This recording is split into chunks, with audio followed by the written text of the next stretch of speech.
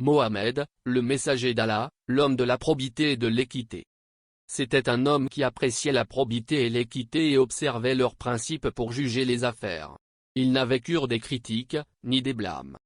Il ne faisait preuve d'aucune complaisance à l'égard d'une personne quelconque pour son rang, ni pour sa fortune, ni pour sa noblesse d'origine.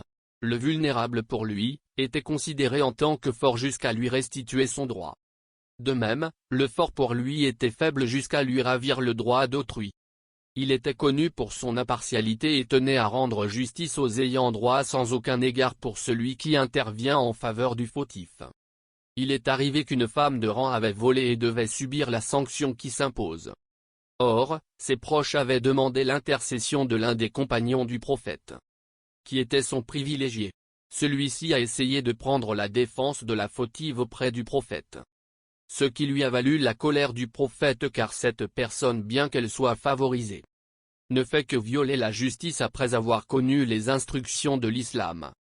D'après Aïcha, agrément sur elle, Koraïch se souciait du sort de la femme Al-Makhzoumia qui avait volé.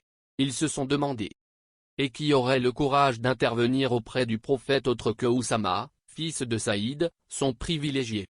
Lorsqu'Oussama a parlé en faveur de cette personne, le messager d'Allah lui a rétorqué: « Tu interviens contre un des droits divins ?»